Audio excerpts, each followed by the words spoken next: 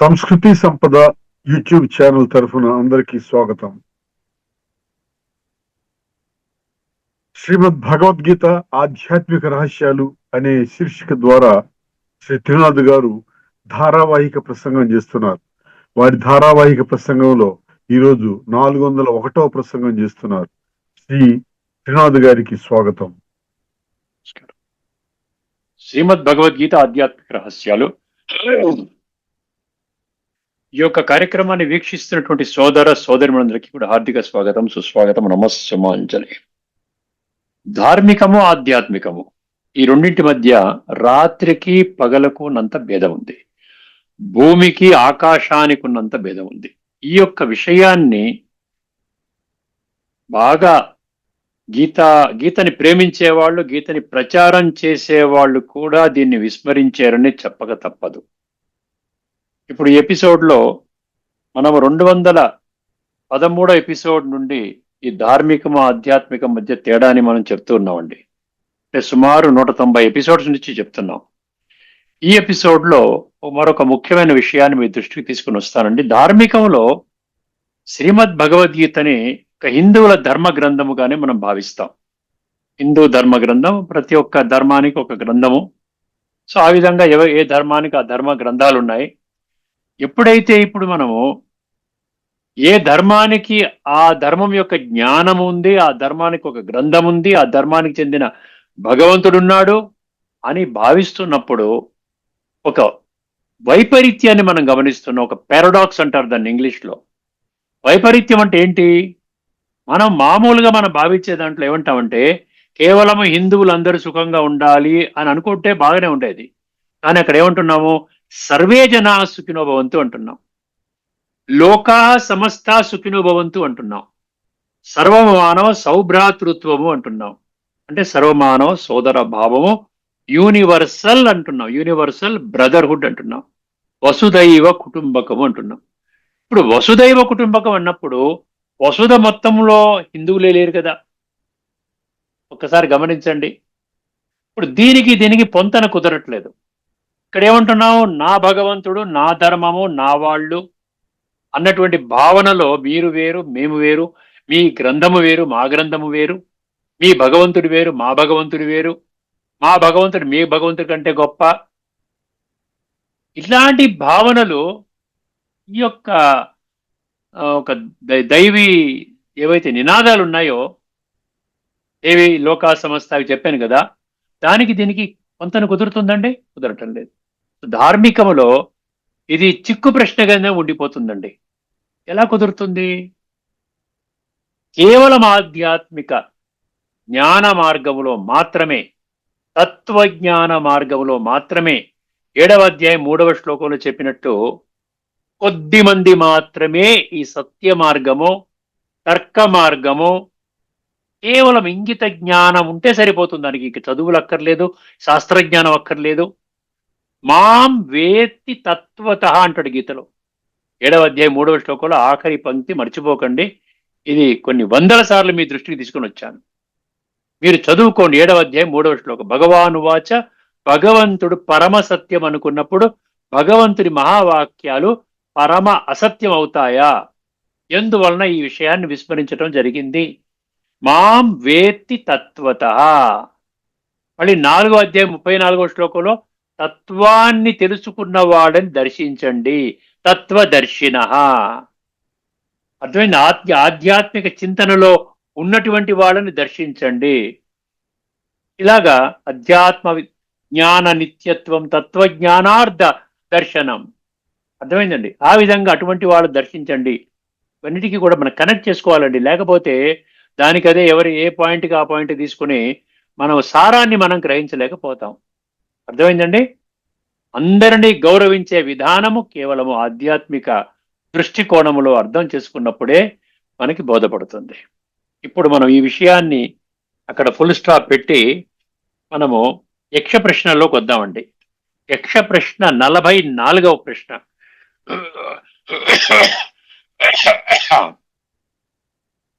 44వ ప్రశ్న అండి.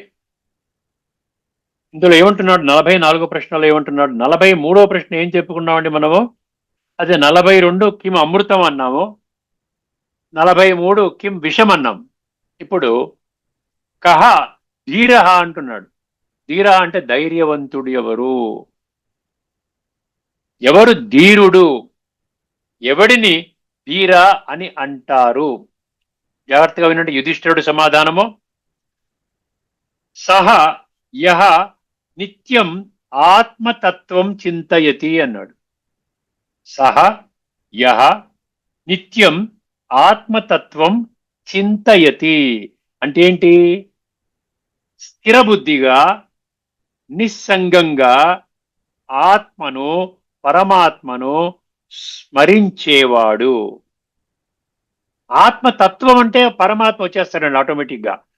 ఎందుకంటే పరమాత్మని గుర్తించడానికి ముఖ్యంగా మూల సిద్ధాంతము ఆత్మజ్ఞానం ఉండాలి. ఆత్మిక జ్ఞానము ద్వారా, ఆత్మజ్ఞానము ద్వారా ఆత్మ యొక్క స్థితిని అనుభవం చేయగలగాలి. అర్థమైందండి? అదన్నమాట. అందువలన మనం ఆత్మిక స్థితిని మనం అనుభవం చేయాలి, లేకపోతే మనం చేయలేం. సహ యహ నిత్యం ఆత్మతత్వం చింతయతి. అందువలన ఎవరైతే ఆత్మిక స్వరూపాన్ని, ఆత్మస్వరూప జ్ఞానములో నిలిచిపోతారో వారినే స్థితప్రజ్ఞుడు అంటారు. ఆ స్థితప్రజ్ఞుడే ధీరుడు. ఇప్పుడు ఒక్కసారి చూసినట్టయితే కొన్ని లక్షణాలు ఉన్నాయి. ధీరుడి యొక్క లక్షణాలు ఏమిటి?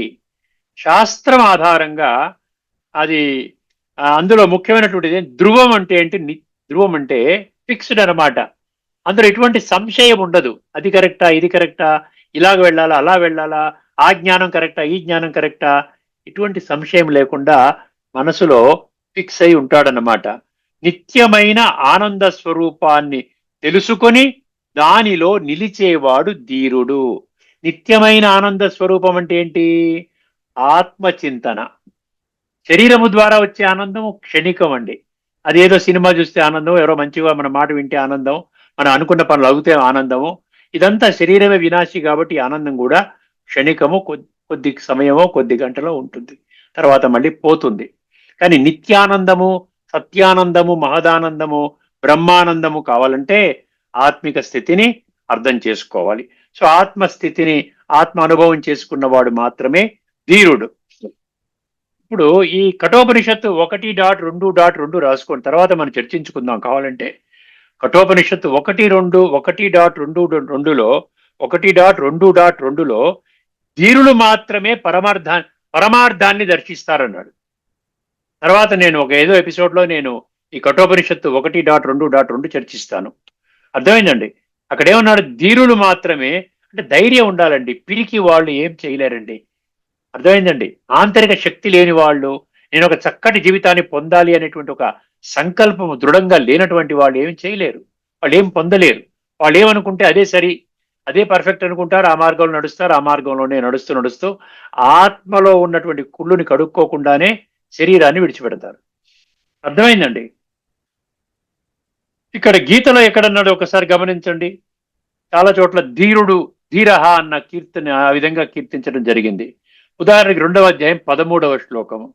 దేహినోస్మిన్ యథా దేహే కౌమారం యవ్వనం జరా తదా దేహాంతర ప్రాప్తి ధీర తత్ర నా ముహ్యతి. అక్కడ ధీర అని వచ్చిందండి. అంటే ఏంటండి? బాల్యము, యవ్వనము, వృద్ధాప్యము, ఈ 3 దశల తర్వాత 4వ దశ ఏంటి? తదా దేహాంతర ప్రాప్తి. ఇది ఎవరు ఈ విషయాన్ని తెలుసుకుంటాడంట? ధీరుడు తెలుసుకుంటాడట. రే 3 దశల్లో వెళ్ళి తర్వాత మళ్ళీ శరీరం విడిచిపెట్టి మళ్ళీ 4వ దశ మళ్ళీ శరీరం తీసుకోవాలి కదా. అలాంటప్పుడు ఈ ఈ పరివర్తన చెందే శరీరం మీద, ఈ వినాశనం చెందే శరీరం మీద నేను ఎందుకు మోహం పెట్టుకోవాలి? ధీర తత్ర నా ముహ్యతి అన్నాడు. అది 2వ అధ్యాయం 13వ శ్లోకము. అర్థమైంది? అదేవిధంగా 2వ అధ్యాయంలోని 15వ శ్లోకం కూడా ఉందండి. యం హి న వ్యధయంత్యేతే పురుషం పురుషర్షభ సమ దుఃఖ సుఖం ధీర. అర్థమైందండి? సో అమృతత్వాయ కల్పతే. అక్కడ కూడా ఈ విధంగా ఈ ధీరుడు ఆత్మజ్ఞానం, పరమాత్మతత్వం, రాజయోగము ఈ మార్గంలో పడినటువంటి వాడు ఏమంటాడండి? వాడు ఏంటి? ఏదైనా కష్టం వచ్చినా కూడా వ్యధ చెందాడంట, సుఖం వచ్చినా పొంగిపోడంట. యమీన వ్యధయంత్యేతే పురుషం పురుషర్షభ సమ దుఃఖ సుఖం అన్నాడు. ధీర సో అమృతత్వాయ కల్పతే అన్నాడు. అక్కడ వదిలేసేయండి. అంటే ఏమంటాడు, ఆత్మ అమృతం అంటే గుర్తుపెట్టుకోడు. అమృతం అంటే మనం తాగే అమృతం కాదు. ఆత్మ అనుభూతిలో ఉన్నవాడు అమృతత్వాన్ని వాడు తాగుతున్నాడు అనమాట, అమృతత్వంలో ఉన్నాడనమాట. అదే విధంగా 2వ అధ్యాయంలోని 56వ శ్లోకము, దుఃఖేష్వనుద్విగ్నమనా సుఖేషు విగత స్పృహ వితరాగ భయక్రోధ స్థితధీర్మునిరుచ్యతే అంటాడు. అక్కడ స్థితప్రజ్ఞుడు, ధీరుడు అంటే స్థితప్రజ్ఞుడు అండి. అర్థమైందండి? అక్కడేమంటాడు, దుఃఖానికి కృంగిపోడు, సుఖానికి పొంగిపోడు, సమాన స్థితిలో ఉంటాడు. అటువంటి ధీరుని యొక్క లక్షణాలు అన్నమాట. ఎందుకంటే మనం యక్ష ప్రశ్నలు తీసుకున్నా, ఏ శాస్త్రం తీసుకున్నా, వర్తమానంలో ఇప్పుడు మనం ఉపనిషత్తులు యక్ష ప్రశ్నలు తీసుకుంటున్నాం, ప్రతిదీ గీతతో కనెక్ట్ అవుతుంది. చూడండి, గమనించండి. గీత సర్వోన్నత శాస్త్రము, దీనికంటే గొప్ప శాస్త్రము లేదు అని 7వ అధ్యాయం 2వ శ్లోకంలో చాలా స్పష్టంగా ప్రకటించడం జరిగింది. భగవంతుడే ప్రకటించడం జరిగింది. సో ఇంద్రియాలని, మనస్సుని వశపరుచుకొని సుఖదుఖాల్లో సమబుద్ధితో నిలిచి జననం మరణం భయపడకుండా ఆత్మస్వరూప జ్ఞానములో స్థిరమై పరమాత్మ స్మరణలో అచంచలంగా ఉండేవాడు ధీరుడు. ధీరుడి యొక్క ఒక పరిభాష అన్నమాట, ఒక నిర్వచనం ఒకటి మనకిస్తుంది. ఏంటి? ఇంద్రియాలని మనస్సుని వశపరుచుకోవాలండి, మొదటి లక్షణం. సుఖదుఖాల్లో సమబుద్ధితో ఉండాలి, రెండవది. జననం మరణం భయపడకూడదు. ఈ జననం మరణం నార్మల్ అన్నమాట. అర్థమైందండి? జననము మరణం అనేది కొత్త విచిత్రకరమైన వింత విశేషం కాదు. ప్రపంచంలో 850 కోట్ల మందికి ఇది వర్తిస్తోంది. అందుకని భయపడకుండా ఆత్మస్వరూప జ్ఞానములో స్థితమై ఇక్కడ ఉండాలి. ఆత్మ అవినాశి, నయనం చిందంతి శస్త్రాణి, నజాయతే మ్రియతే వా కదాచిత్. 2:20, 2:23. అర్థమైందండి? పరమాత్మ స్మరణంలో అచంచలంగా ఎప్పుడైతే ఆత్మిక స్థితి, ఆత్మ యొక్క అనుభూతి కలుగుతుందో ఆటోమేటిక్ గా పరమాత్మతో కనెక్షన్ ఏర్పడుతుంది, సంబంధము జోడించబడుతుంది. గుర్తుపెట్టుకోండి. అందుకనే ధీరుడు అంటే ది అంటే ఏంటి? ది అంటే ఏంటి? ది అంటే బుద్ధివంతుడు, వివేకవంతుడు, మంచి చెడు మధ్య వ్యత్యాసాన్ని గుర్తించిన వాడు, సన్మార్గము దుర్మార్గం మధ్య ఇవన్నీ తేడా తెలిసినటువంటి వాడు, మనస్సు భ్రమించకుండా, పరిస్థితులు మారినా స్థిరత్వము కోల్పోకుండా, శరీర సంబంధాలు కర్మబంధాలు తనను కదిలించలేనప్పుడు ఆత్మస్మృతి మరియు పరమాత్మ స్మరణలో నిలిచినప్పుడు, ఈ విధంగా నిలిచేవాడే అతడు నిజమైన ధీరుడు అన్నాడు. అర్థమైందా? ఆఖరి మహావాక్యం అండి. ఆధ్యాత్మిక చింతనలో చూసినట్లయితే ధ్యానము ఈజ్ ఈక్వల్ టు బుద్ధిని ఒక్క భగవంతుడిపై నిలపడము, అంటే మెడిటేషన్ అంటాం. దాన్ని గీతలో రాజయోగము అన్నాడు. రాజయోగం అంటే హయ్యెస్ట్ యోగము, దీనికంటే గొప్ప యోగము ఇంకొకటి లేదు. ఇది స్థిరమైన ఆత్మ పరమాత్మ సంబంధాన్ని అర్థం చేసుకుని దాంట్లో నిలపడము, అదే ధీరత్వము అంటున్నాడు. ఒక్క వాక్యములో ఆఖరి మహావాక్యం, ఆత్మజ్ఞానములో నిలిచి సమత్వముతో భయము లేకుండా శోకము లేకుండా జీవించేవాడు ధీరుడు. ఇప్పుడు మనము 3వ అంశం ఏదైతే ఉందో, భగవద్గీతలో ఒక ముఖ్యమైన శ్లోకాన్ని, మనకేంటంటే బుద్ధి, ఈ బుద్ధి అనేటువంటి ఈ ఉన్నటువంటి శ్లోకాలన్నీ కూడా ఒక 46, 47 ఎన్నో వచ్చాయి. అందులో మనము సుమారుగా 14వ శ్లోకాన్ని మనం చర్చించుకుంటున్నామండి. ఇది 5వ అధ్యాయంలోని 11వ శ్లోకము. ఇప్పటికి అనేక మార్లు దీన్ని నేను రెగ్యులర్గా కోట్ చేస్తూ ఉంటాను.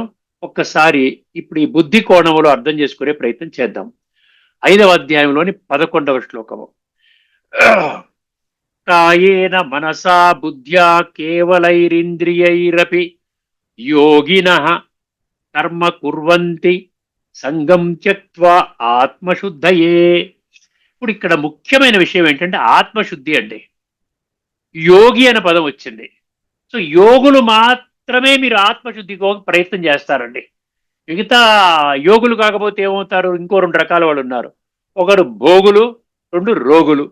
అర్థమైందండి? ఈ యొక్క విషయ వికారాల వలయంలో చిక్కుకొని ఇంద్రియ సుఖాలని భోగించాలని నిరంతరం అదే ప్రక్రియ పెట్టుకొని ఇదే జీవిత లక్ష్యముగా భావించుకున్నటువంటి వాళ్ళంతా కూడా భోగి విలాసంలో తేలి ఆడేవారు. అటువంటి వాళ్ళే చాలా జాగ్రత్తగా నెమ్మదిగా ఈ రోగాలన్నీ ఇప్పుడు ప్రస్తుత వర్తమానంలో ప్రపంచం అంతా రోగాలమయం అవ్వడానికి ఇది కారణం అన్నమాట. అందుకనే భగవంతుడు మనకు వచ్చి ఏం చెప్తున్నాడు ఇప్పుడు? నువ్వు యోగిగా కానాయనా యోగి భవ అంటున్నాడు. అర్థమైందండి? ఇక్కడ మనం అర్థం చేసుకోవాల్సిన విషయం అనమాట. కర్మ కుర్వంతి, కర్మ ఖచ్చితంగా చేయాలండి. కర్మ సన్యాసాన్ని భగవంతుడు ఎక్కడా చెప్పలేదు. ఏ శాస్త్రాల్లో నువ్వు కర్మని సన్యసించవయ్యా, భార్యా బిడ్డల్ని విడిచిపెట్టు, నువ్వు వెళ్ళిపోయి ప్రపంచానికి నీతి బోధలు చెయ్యి, ఎక్కడైనా చెప్పాడా? భగవద్గీతలో ఎక్కడైనా ఉందా చెప్పండి? కర్మ చేసి కర్మ యొక్క ఫలితాన్ని సన్నిధించమన్నాడు. అనాశ్రిత కర్మఫలం అన్నాడు. అర్థమైందండి? అనాశ్రిత కర్మఫలం అన్నాడు. సంగం త్యక్త్వా అన్నాడు. సంగం త్యక్త్వా అంటే ఫలాసక్తి లేకుండా. ఎందుకంటే ముఖ్యంగా మీరు అర్థం చేసుకోవాల్సింది, ఫలము మీద ఆసక్తి పెట్టారా అంటే మీరు యోగులు కాదండి. ఈ ఫలితం అయితే నేను ఆనందపడతాను, అవ్వకపోతే దుఃఖపడతాను, లేకపోతే ఎవరైతే ఈ ఫలిత ఈ కర్మ అందులో ఫలించకపోవడానికి ఎవరైతే కారణమవుతారో వాళ్ళ మీద పగబడతాను, ఇవన్నీ కూడా ఏంటంటే భౌతికం అన్నమాట. గుర్తు. అందుకనే సంగం త్యక్త్వా అంటే ఫలాసక్తి లేకుండా. ఇప్పుడు ఈ కోణంలో మీరు అర్థం చేసుకుంటే మీకు ఇంకా ఈజీగా, కాయేన, కాయం అంటే శరీరము. అంటే ఇక్కడ ఇంకొక విషయం గుర్తు చేసుకోండి. 7వ అధ్యాయం 19వ శ్లోకంలో ఈ కాలచక్రం ఏదైతే ఉందో, సృష్టి చక్రం అంటారు, కాలచక్రం అంటారు, వరల్డ్ డ్రామా వీల్ అంటాడు భగవంతుడు. ప్రపంచ నాటక రంగం, వరల్డ్ డ్రామా వీల్. ఆ కాలచక్రంలో ఇది ఆఖరి జన్మ. ఇది ఆఖరి జన్మ అండి. భగవంతుడు చెప్తున్నాడు, ఏ మనిషికి తెలియనటువంటి సీక్రెట్ చెప్తున్నాడు. బహూనాం జన్మనాం అంతే. ఈ ఒక్క జన్మ మాత్రమే మీకు అందుబాటులో ఉన్నది మీ ఆత్మని శుద్ధి చేసుకోవడానికి. అందుకని ఇప్పుడు మనం ఏం చేయాలి? మొత్తం మన శరీరము, మనసు, ఇంద్రియాలు, బుద్ధి, ఈ మొత్తం అంతా ఒకటే డైరెక్షన్ లోకి వెళ్ళాలి. ఆత్మశుద్ధి నా లక్ష్యము కావాలి. భలే ఉద్యోగ వ్యాపారం చేసుకోండి, భార్య బిడ్డల్ని పోషించుకోండి, సంబంధాల్లోనే ఉండండి, లౌకిక ఇంట్లోనే గృహలోనే ఉండండి, మీ యొక్క విద్యుక్త కర్మలు నెరవేర్చండి. కానీ మీ ఫోకస్ ఎక్కడుండాలి? మీ ఫోకస్ ఆత్మశుద్ధి మీద ఉండాలి. అందుకనే ఉన్నాడు, కాయేన మనస బుద్ధ్య మనసు బుద్ధి కేవలం ఇంద్రియైరపి, అంటే కేవలము ఈ ఒక్క జన్మ మాత్రము, కేవలము శరీరము, కేవలము మనసు, కేవలము ఇంద్రియాలు, కేవలము బుద్ధి, 4 చెప్పాడు. కాయేన మనస బుద్ధ్యా కేవల ఇంద్రియైరపి యోగిన కర్మ కుర్వంతి. కర్మ చెయ్యాలి, కర్మ సన్యాసం కాదు, కర్మ చేసి తీరాలి. నీ విద్యుక్త కర్మలు పొట్ట పోషించుకోవడానికి ఎవరి మీద ఆధారపడకుండా నీ కర్మలు నువ్వు చెయ్యాలి. కర్మ కుర్వంతి సంగం త్యక్త్వా, కర్మ ఫలితం మీద ఆసక్తి లేకుండా నువ్వు చెయ్యాలి. సంగం త్యక్త్వా. అర్థమైందండి? కాయేన మనసా బుద్ధ్యా కేవలైరింద్రియైరపి యోగిన కర్మ కుర్వంతి సంగం త్యక్త్వా ఆత్మశుద్ధయే అన్నాడు.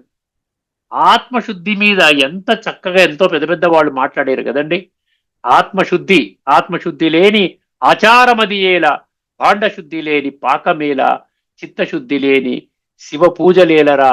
ఈ విధంగా వచ్చింది కదా విశ్వద అభిరామ వినుర వేమ. ఎందువల్ల వచ్చింది ఆత్మశుద్ధి అనే పదం? ఎందుకు వస్తోంది?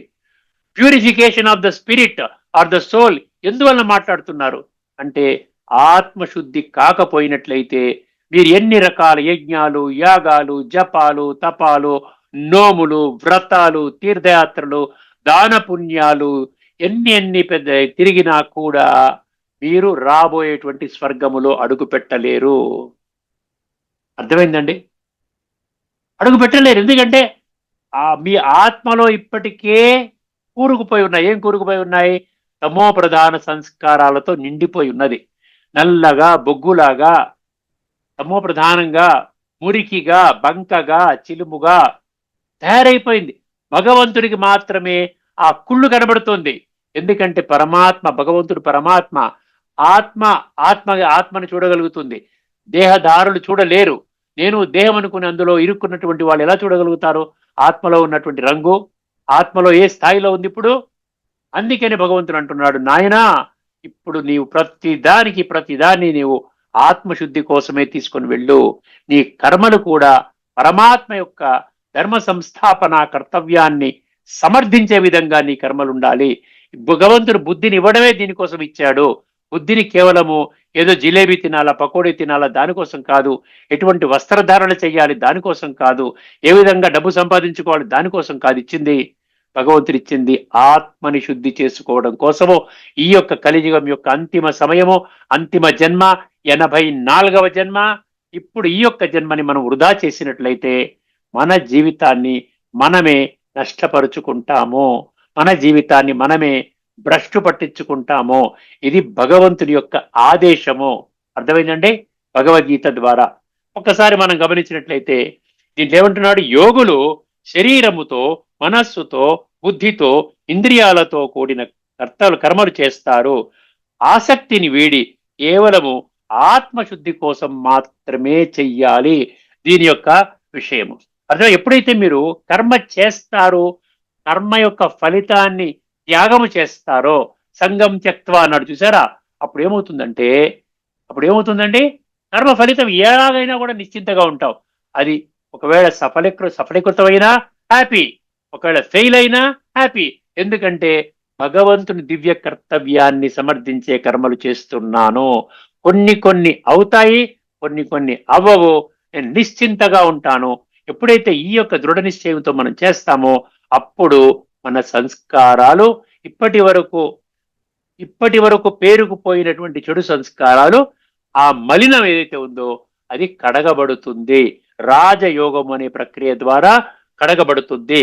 కర్మ లేకపోయినట్టు ఏమవుతుంది? కర్మ బంధనంలోకి వెళతారు. కర్మ బంధనం అంటే ఇంగ్లీష్లో ఏమంటాడు? కార్మిక్ బాండేజ్ అంటాడు. బాండేజ్ అంటే ఏమిటి? మీరు చేసే కర్మ ఫలితాన్ని దృష్టిలో పెట్టుకొని చేస్తారు. అప్పుడు ఏమవుతుందండి? కర్మ ఈ విధంగా నిర్బంధనం కాకుండా కార్మిక్ బాండేజ్ అంటే మళ్ళీ క్రొత్తగా ఖాతా తయారవుతుంది. ఇప్పటికే ఉన్నటువంటి సంస్కారాలని ఆ విధంగా అది ఇంకా పెంచుకుంటూ వెళుతుంది. మన యొక్క జీవితము అధోగతి పాలవుతుంది. అందుకనే ఆత్మశుద్ధి, ఎంత ఆత్మశుద్ధి చేసుకుంటే అప్పుడు జ్ఞానము బుద్ధిలో అంత చక్కగా మనకు అర్థమవుతుంది. ఆ అర్థమైన జ్ఞానాన్ని మన జీవితంలో ఆచరించగలుగుతాము. మామూలుగా ఏదో సామెత చెప్తారు, పులిపాలు బంగారు పాత్రలోనే నిలుస్తాయి అంటారు. మామూలుగా పులిపాలు ఇస్తుందో ఇవ్వదో పక్కన పెట్టండి. ఎందుకు చెప్పారు అక్కడ బంగారు పాత్ర అని ఎందుకు చెప్పారు అంటే స్వచ్ఛమైనటువంటి పాత్రలో. అదేవిధంగా పరమాత్మ యొక్క జ్ఞానము, శుద్ధ బుద్ధి, శుద్ధ ఆత్మ అని ఎప్పుడైతే అనుకుంటామో అటువంటి పవిత్రమైనటువంటి ఆత్మలోనే పరమాత్మ యొక్క జ్ఞానము నిలుస్తుంది. అర్థమైందండి? అప్పుడే మనము ముందుకు వెళ్ళగలుగుతాం. ఇందులో ముఖ్యంగా ఇంకా కొన్ని 2-3 శ్లోకాల రెఫరెన్స్ ఉంది. ఒకసారి అది కూడా మీ దృష్టికి తీసుకుని వచ్చి నేను పూర్తి చేస్తాను. 2వ అధ్యాయంలోని 47వ శ్లోకము, కర్మణ్యేవాధికారస్తే మా ఫలేషు కదాచన మా కర్మఫల హేతుర్భూ మాతే సంగోస్త్వ కర్మణి. అక్కడ ఏం చెప్పాడు? కర్మ చెయ్యడానికే నీకు అధికారం అని చెప్పాడు. ఈ కలియుగం యొక్క అంతిమ సమయము, నూతన సృష్టి యొక్క ఆది సమయము, సంగమ సమయములో పరమాత్మ యొక్క ఆదేశం ఏంటంటే నీవు ప్రతి కర్మని ఏం చెయ్యాలండి? ఈ యొక్క ఫలితం మీద ఆసక్తి లేకుండా నీవు చెయ్యి, దానికోసమే నీకు అధికారము. అప్పుడు ఆటోమేటిక్ గా పరమాత్మ యొక్క దివ్య కర్తవ్యాన్ని సమర్థించే కర్మలు ఉంటాయి. కర్మణ్యేవాధికారస్తే మా ఫలేషు కదాచన. నీకు అర్థమైందా? ఫలం మీద ఆసక్తి లేకుండా చెయ్యి. అలాగని చెప్పి ఫలితం అక్కర్లేదు కదా అని చెప్పి కర్మ చేయటం మానేయకు, కర్మ ఖచ్చితంగా చెయ్యి అంటాడు. అదేవిధంగా 3వ అధ్యాయంలోని 7వ శ్లోకంలో యస్వింద్రియాణి మనసా బుద్ధ్యా అన్నాడు చూసారా. యస్వింద్రియాణి, ఒక్కసారి 3వ అధ్యాయం 7వ శ్లోకం కూడా రాసుకోండి సార్, అందరూ కూడా రాసుకోండి, రాసుకునే వాళ్ళు. యస్వింద్రియాణి మనసా నియమ్యారభతే అర్జున. అర్థమైందండి? కర్మేంద్రియై కర్మయోగం అసక్త సవిశిష్యతే అన్నాడు అక్కడ. అర్థమైందండి? ప్రతిదీ అక్కడ కూడా ఏమన్నాడు? మనసా బుద్ధి ఇంద్రియాలు ఇవన్నీ నియంత్రించుకొని నీవు కర్మ ఫలితాన్ని విడిచిపెట్టి కర్మేంద్రియాల మీద అదుపాజ్ఞ పెట్టుకొని కర్మయోగం పరమాత్మతో నీ బుద్ధిని జోడించి నీవు కర్మ చెయ్యాలి అన్నాడు. అదేవిధంగా 3వ అధ్యాయంలోని 30వ శ్లోకములో అక్కడ ఒక మంచి పాయింట్ చెప్తున్నాడు. మయి సర్వాణి కర్మాణి సన్యస్య ఆధ్యాత్మ చేతస నిరాశి నిర్మమో భూత్వా యుధ్వస్వ విగత స్పృహ అంటాడు. ఏమంటాడు అక్కడ? సన్యస్యాధ్యాత్మ చేతస అన్నాడు. ఆధ్యాత్మ చేతస అంటే ఏంటి? చేతస అంటే మనసు. నీ మనసు ఇప్పుడు ఆధ్యాత్మికంగా వెళ్ళాలి. అంటే ఆధ్యాత్మికంగా వెళ్ళాలి అంటే ఆత్మశుద్ధి కొరకే పని చెయ్యాలి. ఎన్ని శ్లోకాలు, చాలా శ్లోకాల్లో ఉంది. నీ మనస్సు కేవలం నాకు అర్పణ చేసి నీవు నేను చేసినటువంటి కర్మలకి ఈ విధంగా. అదేవిధంగా 5వ అధ్యాయం 10వ శ్లోకము, బ్రహ్మణ్యాదాయ కర్మాణి సంగం త్యక్త్వా కరోతి లిప్యతే నస పాపేన పద్మ పద్మ పత్రమివాంబస అంటాడు. బ్రహ్మణ్యాదాయ కర్మాణి, బ్రహ్మణ్యాదాయ కర్మాణి ఆత్మిక స్థితిలో నీవు కర్మం చెయ్యాలి. సంగం త్యక్త్వా కరోతి. అర్థమైందండి? సంగం త్యక్త్వం అని ఇక్కడ కూడా వచ్చింది. అంటే ఆసక్తిని విడిచిపెట్టి నువ్వు కర్మను చెయ్యాలి. అప్పుడు లిప్యతే నస పాపేన, ఈ పాపము అంటదు. ఏ విధంగా అంటదు? తామరాకు మీద నీటి బిందువులు ఏ విధంగా అయితే అలా జరమని జారిపోతాయో ఆ విధంగా నీవు చేసిన కర్మ, దాని యొక్క ఫలితము, దాని యొక్క మంచి గాని చెడు గాని నీ ఈ ఆత్మ మీద అంటదు అంటున్నాడు. అర్థమైందండి? సో ఆ విధంగా భగవంతుడు ఎందుకంటే బ్రహ్మణ్యాదాయ కర్మాణి, అది చాలా ముఖ్యం అన్నమాట. అందుకని ఇవన్నిటిని దృష్టిలో పెట్టుకుని భగవంతుడు ఏం చెప్తున్నాడంటే 5వ అధ్యాయం 11వ శ్లోకంలో చాలా ముఖ్యంగా గుర్తుపెట్టుకోండి, చాలా ముఖ్యమైన శ్లోకము. నీ యొక్క జీవితము ఆత్మశుద్ధి కోసమే అర్పణ చెయ్యాలి. నీ శరీరము కూడా ఆత్మశుద్ధికే ఉంది. నీ మనసు, నీ మనసులో ఉన్న ఆలోచన, ప్రతి ఆలోచన, ఏ ఆలోచన అయినా నెగిటివ్ గా లేకపోతే ఏమంటారు వ్యర్థంగా వెళ్ళిపోతుందంటే నువ్వు గమనించాలి. ఇప్పుడు సమయం చాలా క్రిటికల్ సమయంలో ఉంది, సంక్లిష్ట సమయం ఉంది. కాలచక్రంలో ఆఖరి సమయము, కాలచక్రంలో ఇది ఆఖరి జన్మ. కాబట్టి ఎటువంటి వ్యర్థ, ఎటువంటి నకారాత్మక ఆలోచనలు లేకుండా పరమాత్మ మీద దృష్టి పెట్టుకొని ఆత్మని శుద్ధి చేసుకునే విధానంలోనే చెయ్యాలి. శరీరము దానికోసమే వాడుకోవాలి, మనస్సు కూడా దానికోసమే వాడుకోవాలి, బుద్ధిని కూడా ఎక్కడ వక్రమ మార్గంలో పోకుండా. ఇప్పటి వరకు అనేక రకరకాల పాడుకర్మలు చేసుకుంటూ వచ్చాం. బుద్ధిని మనం కేవలం భౌతికం మీద పెట్టుకున్నాం. కానీ బుద్ధిని ఇప్పుడు ఏం చేయాలి? ఆత్మశుద్ధి మీద పెట్టాలి. మనస బుద్ధ్య, ఇంద్రియాలు కూడా ఏం చేస్తున్నాయి ఇప్పటి వరకు? ఇంద్రియాలంటే 15 విషయాలు గుర్తుపెట్టుకోండి. 5 జ్ఞానేంద్రియాలు, 5 కర్మేంద్రియాలు, 5 ఇంద్రియ విషయాలు. వీటన్నిటినీ కూడా డివైన్ పర్పస్ కోసమే మనం వాడుకోవాలి. ఆత్మశుద్ధి కోసమే మనము ఆ విధంగా చెయ్యాలి.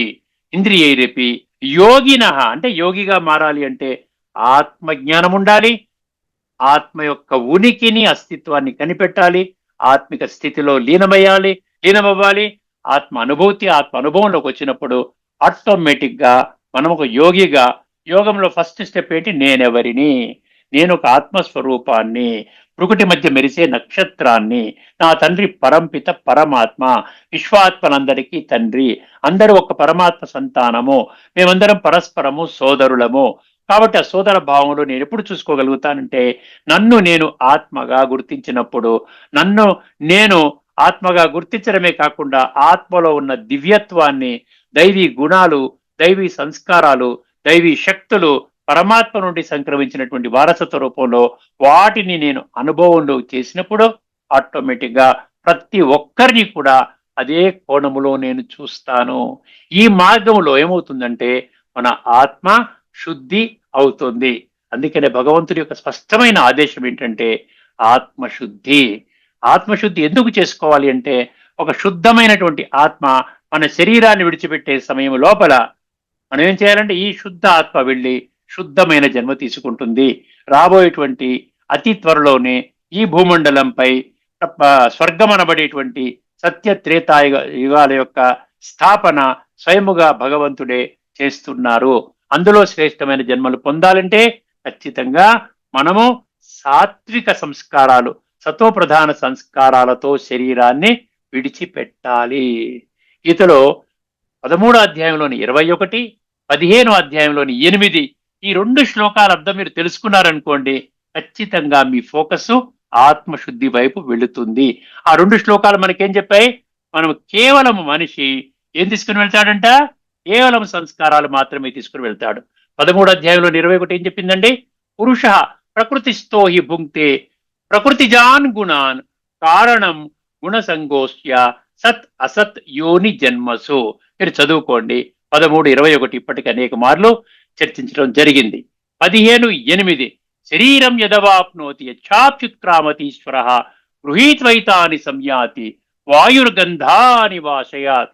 ఏ విధంగా అయితే వాయువు ద్వారా వాసనలు దుర్గంధము కాని సుగంధము కాని ఒక ప్రదేశము నుండి ఇంకొక ప్రదేశానికి ఏ విధంగా కొనియాడబడతాయో అదే విధముగా మన ఆత్మలో ఈ శరీరాన్ని విడిచిపెట్టే సమయములో ఆత్మ తన కూడా ఏమి తీసుకుని వెళ్తోంది, మనలో ఉన్నటువంటి ఇప్పటి వరకు పోగు చేసుకున్నటువంటి ఈ తమో ప్రధాన సంస్కారాల, రజో సంస్కారాల, సాత్విక సంస్కారాలు, ఏ సంస్కారాలు మనం తయారు చేసుకున్నామో మన యొక్క సంకల్పాలు, మన యొక్క మాటలు, మన యొక్క కర్మలు ఆధారంగా ఆ సంస్కారాలను తీసుకొని వెళ్ళి దానికి అనుగుణమైనటువంటి యోనిలో ప్రవేశిస్తుంది. సాత్విక సంస్కారాలతో శరీరాన్ని విడిచిపెట్టిన వాళ్ళు సత్యయుగములో, త్రేతాయుగములో, తర్వాత రజోగా ఉన్నటువంటి వాళ్ళు ద్వాపర యుగములో, తమో ప్రధాన తమో సంస్కారాలతో ఉన్నటువంటి వాళ్ళు ద్వాపర యుగము, తమో ప్రధాన సంస్కారాలు అయితే మళ్ళీ కలియుగంలో తదుపరి జన్మలు ఉంటాయి.